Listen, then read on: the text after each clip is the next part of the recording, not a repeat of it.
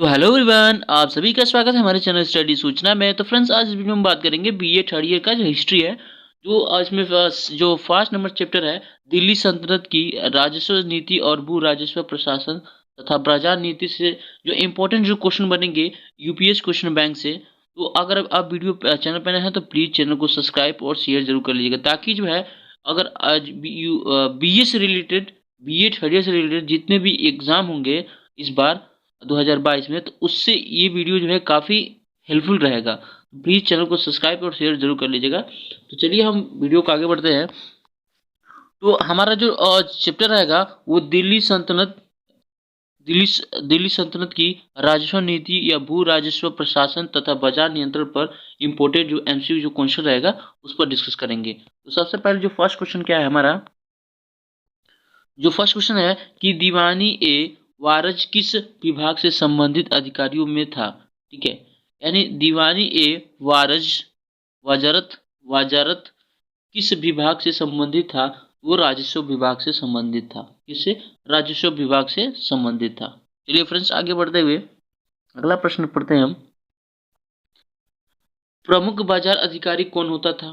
ठीक है, प्रमुख जो बाजार अधिकारी कौन होता था, वो सहना ए मंडी ये प्रमुख अधिकारी होता था। ठीक है,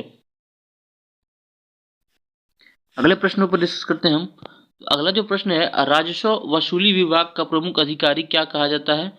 ठीक है, राजस्व वसूली विभाग का प्रमुख अधिकारी क्या कहा जाता है? तो इसको दीवान ए मुस्त खराज कहा जाता है। ठीक है, ऑप्शन नंबर बी। चलिए अगला प्रश्न को पढ़ते हुए हम आगे बढ़ते हैं कि बाजार नियंत्रण व्यवस्था किसके द्वारा लागू की गई थी। ठीक है, बाजार नियंत्रण व्यवस्था किसके द्वारा लागू की गई थी? ये अलाउद्दीन खिलजी के द्वारा लागू की गई थी। चलिए फ्रेंड्स, आगे बढ़ते हैं। जो अगला प्रश्न है हमारा कि संतलत काल में दो प्रमुख सिक्कों टका और शीतल का किसने प्रचलन किया था। ठीक है, यानी जो संतलत काल चल रहा था, तो दो प्रमुख सिक्के थे, टका और शीतल। इसका जो है प्रकाशन यानी प्रचलन किसके द्वारा हुआ था? तो ये सुल्तान सुल्तान इल्तुतमिश के द्वारा किया गया था। Iltutmish, option number B. अगला जो प्रश्न हमारा बनेगा कि अगला जो प्रश्न है क्या है कि अलाउद्दीन खिलजी के अधिकारियों अलाउद्दीन खिलजी के आर्थिक आदेशों का प्रमुख उद्देश्य क्या था? ठीक है, अलाउद्दीन खिलजी के आदेशों को आदेशों का प्रमुख उद्देश्य क्या था?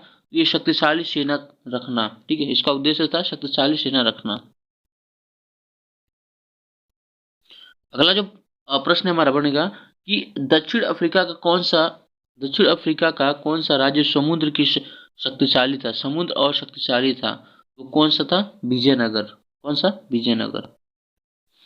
अगला जो प्रश्न बनेगा हमारा कि एकता का क्या अर्थ है? एकता का क्या अर्थ है?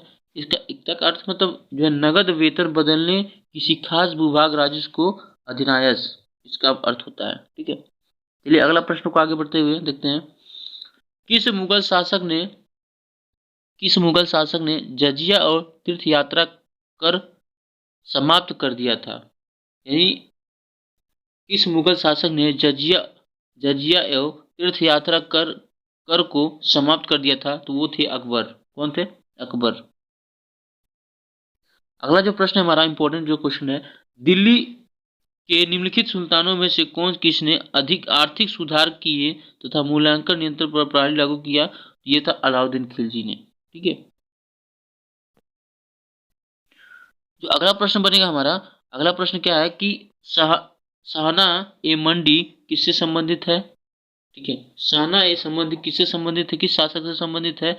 ये अलाउद्दीन खिलजी से संबंधित है। ठीक है, चलिए अगला जो इम्पोर्टेंट क्वेश्चन है कि भारत में दासों को निर्यात पर किसने प्रतिबंध लगाया? ठीक है, भारत में दासों के निर्यात पर किसने प्रतिबंध लगाया? ये फिरोज शाह तुगलक ने लगाया था। ठीक है फ्रेंड्स, किसने लगाया था? फिरोज शाह तुगलक। सबसे इम्पोर्टेंट जो क्वेश्चन है इस बार, देखिए इब्न ए बतूता अफ्रीकी यात्री किसके शासनकाल में भारत आया था? सबसे इम्पोर्टेंट क्वेश्चन है कि इब्न बतूता अफ्रीका या जो यात्री था वो किसके शासनकाल में भारत आया था? ये मोहम्मद बिन तुगलक के शासनकाल में इब्न बतूता भारत के आया था। अगला जो प्रश्न हमारा बनेगा कि दिल्ली सल्तनत में एक चांदी टका बराबर था कितना, यानी दिल्ली जो सल्तनत का एक चांदी का जो टका था वो किसके बराबर था, 48 जीतल के बराबर। अगला जो प्रश्न हमारा बनेगा, दीवाने ए मुस्तखराज विभाग किसकी स्थापना की गई, किसके द्वारा, ये बकाया लगान वसूली के लिए दीवाने ए मुस्तका विभाग की स्थापना की गई थी। ठीक है, लगानों को वसूल करने के लिए। ठीक है, बकाया लगा। चलिए अगला जो प्रश्न बनेगा कि रेहला रेहला निम्न में से किसकी प्रसिद्ध कृति है। ठीक है, रेहला जो है इब्न बतूता की, ये सबसे इनकी प्रसिद्ध कृतियां हैं। अगला जो प्रश्न बनेगा कि मध्यकालीन भारत में केंद्र शासित केंद्रीय सरकार के प्रत्यक्ष नियंत्रण रहने वाले भूमि के कौन सा शब्द इस्तेमाल किया गया था, वो किसका क्या था, किया गया था, खलासा का। किसका, खलासा का। अगला जो प्रश्न इंपॉर्टेंट जो क्वेश्चन है कि अलाउद्दीन खिलजी ने दीवानी ए रिशायत की स्थापना किस उद्देश्य के लिए किया गया था। तो अलाउद्दीन खिलजी ने दीवान ए रिशायत की स्थापना जो है बाजार नियंत्रण के लिए इसको स्थापित किया था। अगला जो इंपॉर्टेंट है, दीवान ए मुस्खराज का संबंध किससे है, ये भू राजस्व से है। किससे है, भू राजस्व से है। अगला जो प्रश्न बनेगा हमारा,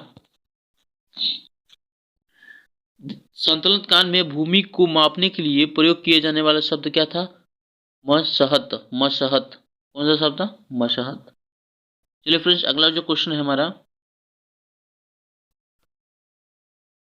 अगला जो प्रश्न बनेगा हमारा क्या है कि निम्नलिखित में से किस शहर की स्थापना फिरोज तुगलक ने नहीं किया था।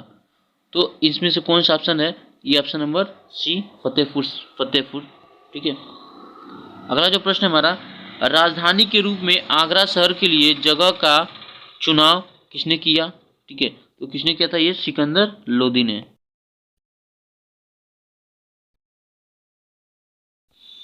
सबसे इंपॉर्टेंट क्वेश्चन, निम्नलिखित में किस शासक ने दासों के लिए एक विभाग जिसे दीवानी ए बंदगाह की स्थापना किसने की थी, तो ये फिरोज तुगलक ने की थी। ठीक है। चलिए अगला जो प्रश्न है हमारा, दिल्ली के किस सुल्तान ने इक्ता अवस्था प्रारंभ की थी। इक्ता अवस्था प्रारंभ की थी, तो इल्तुतमिश। कौन था, इल्तुतमिश। नहरों एवं बगीचों का निर्माण कराने वाला दिल्ली का प्रथम सुल्तान कौन था। नहरों और बगीचों का निर्माण कराने वाला दिल्ली का प्रथम सुल्तान कौन था, ये था गयासुद्दीन तुगलक। कौन था, गयासुद्दीन तुगलक। इंपॉर्टेंट क्वेश्चन है, सुल्तानों में किसने दीवाने ए अमीरी को नामक विभाग की स्थापना की, यानी दीवाने ए अमीरी की स्थापना किसने की थी, मोहम्मद बिन तुगलक। अगला जो प्रश्न है, संगीती वाद्य यंत्र सितार की खोज किसने की थी, तो ये थे अमीर खुसरो जी। ठीक है। अगला जो इंपॉर्टेंट है, जकात क्या था। जकात जो कि एक धार्मिक कर था। ठीक है, ऑप्शन नंबर सी, धार्मिक कर। नेक्स्ट क्वेश्चन देखते हैं, निम्नलिखित में से किसने सांकेतिक मुद्रा का प्रचलन किया था, तो ये जो है यानी किस शासक ने सांकेतिक मुद्रा का प्रचलन किया था, तो ये मोहम्मद बिन तुगलक द्वारा किया गया था। Option number D. अगला जो इंपॉर्टेंट क्वेश्चन है, किस सुल्तान ने ब्राह्मणों से जजिया वसूल किया, ये किसने जो ब्राह्मणों से जजिया वसूला था, ये फिरोज शाह तुगलक ने। ठीक है, कौन से, फिरोज शाह तुगलक। अगला इंपॉर्टेंट, निम्नलिखित में से किस मध्यकालीन शासक ने सार्वजनिक वितरण प्रणाली आरंभ की थी, ये अलाउद्दीन खिलजी द्वारा। चलिए जो अगला जो प्रश्न हमारा बनेगा,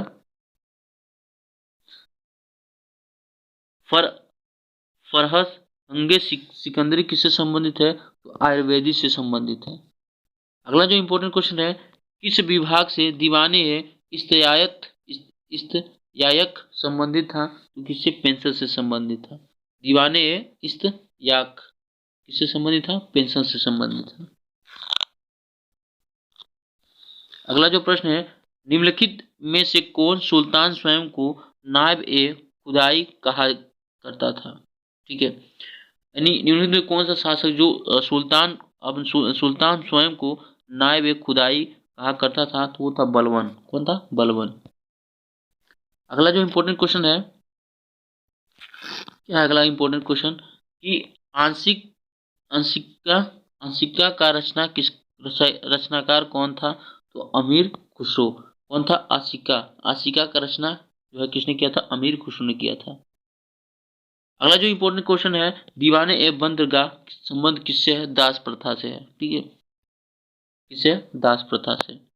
अगला जो इम्पोर्टेंट क्वेश्चन है कि किताब उल खराज का लेखक कौन है? ठीक है, किताब उल खराज का लेखक कौन है? काजी अबू याकूब। कौन है? काजी अबू अबू याकूब। जो अगला इंपॉर्टेंट क्वेश्चन है, मिश्र धातु का पुराना सिक्का किस नाम से जाना जाता था? ठीक है, मिश्र धातु का पुराना जो सिक्का है किस नाम से जाना जाता? तो ये देहली वाल के नाम से जाना जाता। Option number B. चलिए, जो अगला जो इंपॉर्टेंट क्वेश्चन है, अलाउद्दीन खिलजी, ठीक है, अलाउद्दीन खिलजी ने अपने सैनिकों को प्रति कितना वेतन देता था? ठीक है, यानी अलाउद्दीन खिलजी अपने सैनिकों को प्रति वर्ष कितना वेतन देता था? तो 234 टका देता था। और एक टका बराबर कितना होता है? 48 जीतल होता था। ठीक है, अगला जो इंपॉर्टेंट रहेगा, चांदी बीबी कहा किस शासिका थी? चांदी बीबी कहा की शासिका थी, कहा की शासिका थी? ये बीजापुर की। ठीक है, अगला जो इंपॉर्टेंट है, इटली यात्री निकोलो कोटी ने किस वर्ष विजयनगर साम्राज्य का भ्रमण किया था? तो भ्रमण करने वाला 1420 ईस्वी में भ्रमण किया था विजयनगर साम्राज्य में। अगला जो इंपॉर्टेंट क्वेश्चन है, कौन पंचतंत्र का अरबी अनुवाद था? ठीक है, पंचतंत्र को अरबी अनुवाद करने वाला कौन सा शासक था? तो कबीला बा दीमा। ठीक है, कबीला बा दीमा। अगला जो इम्पोर्ट, किस शासक के समय शास्त्रीय रचना समदर्पण का फारसी भाषा में अनुवाद हुआ? तो ये किसके भाषा में? ये मोहम्मद बिन तुगलक के भाषा में हुआ था। चलिए गाइस, अगला जो प्रश्न है हमारा, किस विभाग से बैतुल माल संबंधित था? बैतुल माल संबंधित था, ये है राजस्व से संबंधित था। अगला जो इम्पोर्टेंट क्वेश्चन बनेगा कि दिल्ली की जामा मस्जिद द्वारा किसके द्वारा बनाई गई थी? यानी दिल्ली की जो जामा मस्जिद किसके द्वारा? ये शाहजहां के द्वारा बनाई गई थी। ठीक है, आप लोग जानते हैं कि दिल्ली का जो शाहजहां द्वारा बनाई गई थी दिल्ली में। ठीक है, उर्दू भाषा का जन्म कहाँ से हुआ है? ठीक है, उर्दू भाषा का जन्म जो उत्तर भारत में हुआ है। ठीक है, उर्दू भाषा का जो जन्म है उत्तर, सिकंदर लोदी का पुत्र था। ठीक है, सिकंदर लोदी का पुत्र था हिंदू माता का। ठीक है, जो सिकंदर लोदी का जो पुत्र था हिंदू माता का था। दारुल इस्लाम का क्या अर्थ है? अगला जो प्रश्न है हमारा, दारुल इस्लाम का क्या अर्थ है? इसका अर्थ है कि इस्लामी राज्य। इसका अर्थ क्या अर्थ है? इस्लामी राज्य। चलिए फ्रेंड्स, आगे क्वेश्चन बढ़ते हैं। 12वीं शताब्दी में भारत की स्थिति के बारे में निम्नलिखित वाक्य में कौन सा कथन सही नहीं है? तो इसमें जो है ऑप्शन नंबर डी, समाज में शूद्रों की स्थिति अच्छी नहीं थी। ठीक है, अगला जो प्रश्न है, जजिया, जकात, खराज और घुस्म कर लगाए जाते थे किस पर? ये इस्लामी परंपराओं में लगाए जाते थे। अगला जो प्रश्न हमारा बनेगा कि अलाउद्दीन खिलजी अपनी नीति के लिए क्या प्रसिद्ध थी? बाजार नीति से वो अलाउद्दीन खिलजी प्रसिद्ध थे। अलाउद्दीन खिलजी का बाजार नियंत्रण का सबसे बड़ा अधिकारी कौन होता था? तो शाहना ए मंडी सबसे बड़ा अधिकारी होता था। ठीक है, शाहना ए मंडी ये अलाउद्दीन खिलजी का बाजार नियंत्रण में सबसे बड़ा अधिकारी होता था। चलिए अगला जो प्रश्न बोलते हैं, निम्नलिखित में से कौन सा संस्कृति भाषा साहित्य का सबसे बड़ा विद्वान है? तो वो है दारा सिको। कौन है? दारा सिको। तो ये दारा सिको। चलिए अगला जो इम्पोर्टेंट क्वेश्चन है देखते हैं, मुस्लिम धर्मों में गुरुओं को क्या कहा जाता था? तो मुस्लिम धर्मों में गुरुओं को उलेमा के नाम से कहा जाता था। ठीक है, उलेमा। अगला जो इम्पोर्टेंट क्वेश्चन है कि संतलत काल में निम्नलिखित में से कौन सा यातायात का संसाधन मौजूद नहीं था? तो वो था मीटर। कौन सा? मीटर यातायात का साधन नहीं था। ठीक है, पशु घोड़ा ऊंट सब थे। ठीक है, अगला जो इम्पोर्टेंट क्वेश्चन है, काली मस्जिद का निर्माण किसने करवाया? सबसे इम्पोर्टेंट क्वेश्चन है कि काली मस्जिद का निर्माण किसने करवाया था? तो ये फिरोज शाह तुगलक के द्वारा कराया गया था। अगला इम्पोर्टेंट, दीवाने ए इश्क का संबंध किससे है? ये शाही पत्र व्यवहार से संबंध है। दीवाने ए ईशा का संबंध शाही पत्र से व्यवहार से है। चलिए अगला जो इम्पोर्टेंट क्वेश्चन है कि संतलत काल में नगरों की सबसे अधिक स्थापना किसने कराई? यानी संतलत काल में नगरों की सबसे अधिक परम स्थापना किसने करवाई? ये फिरोज शाह तुगलक ने। किसने? फिरोज शाह तुगलक ने। नूर ए सिफर सिफर लिखी किसके द्वारा? अमीर खुसरो के द्वारा।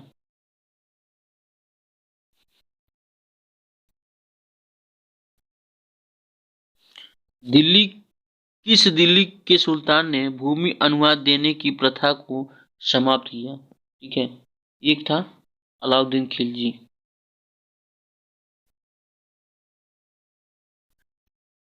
जमावत खान मस्जिद का निर्माण किसने करवाया? चलिए फ्रेंड्स, अगला जो प्रश्न है हमारा कि जमावत खान मस्जिद का निर्माण किसने करवाया? तो ये अलाउद्दीन खिलजी ने करवाया था। जमावत खान मस्जिद का निर्माण अलाउद्दीन खिलजी द्वारा कराया गया था। चलिए जो फ्रेंड्स, अगला जो प्रश्न है,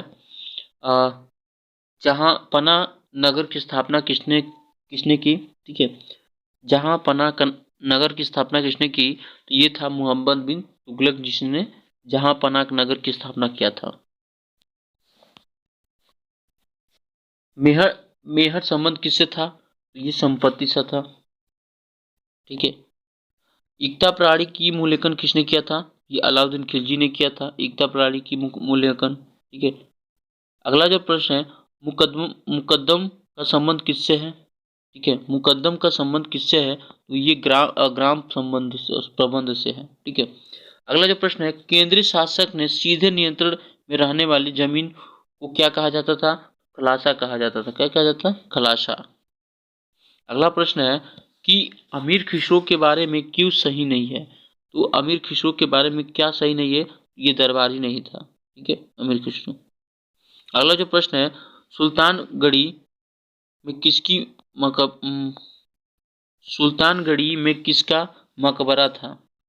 तो सुल्तानगढ़ी में किसका मकबरा था? तो नसरुद्दीन महमूद का मकबरा हुआ करता था।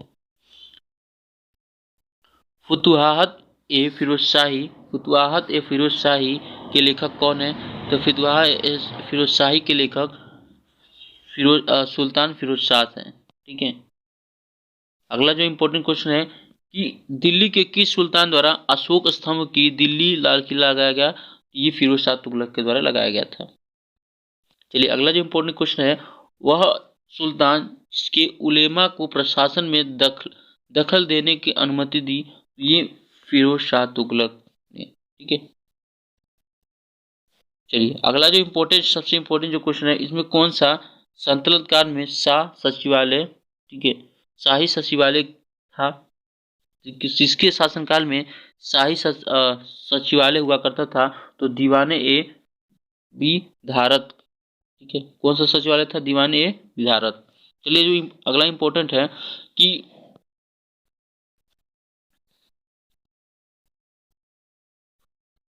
पुस्तक ए सहज क्या था? ठीक है, पुस्तक ए सहज क्या था? तो जो कि एक ताजमहल का नाम था। ठीक है, अगला जो प्रश्न है कि अलाउद्दीन खिलजी द्वारा लागू लागू दाग और चेहरा संबंधित किससे था? ठीक है, अलाउद्दीन खिलजी द्वारा लागू दाग और चेहरा किससे संबंधित था? तो सैन्य सुधार सुधार से संबंधित था। ठीक है, तो चलिए फ्रेंड्स, अगला जो प्रश्न पढ़ते हैं कि सुल्तान सुल्तान जिसने बेरोजगार विभाग की स्थापना की, तो किसने की थी? ये फिरोज शाह तुगलक ने, जिसने बेरोजगार विभाग की स्थापना की थी।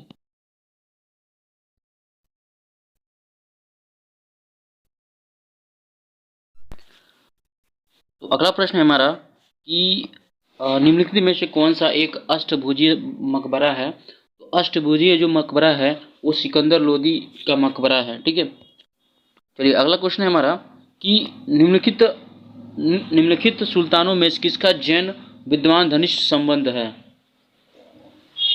यानी कि किन सुल्तानों में किसका सबसे जैन विद्वानों में घनिष्ठ संबंध है? वो है इल्तुतमिश। कौन है? इल्तुतमिश। तो चलिए फ्रेंड्स, अगला जो प्रश्न हमारा बनेगा क्या है, देखते हैं। देखिए, संतलत काल में सीको और टक्को का जीतल का धातु किस नाम से बना था?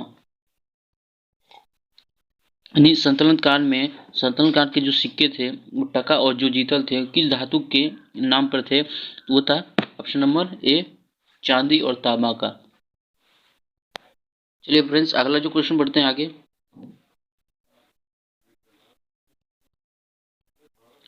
दिल्ली सल्तनत में पत्र व्यवहार का विभाग क्या था? तो उसको क्या बोलेंगे? दीवाने ए ईशा।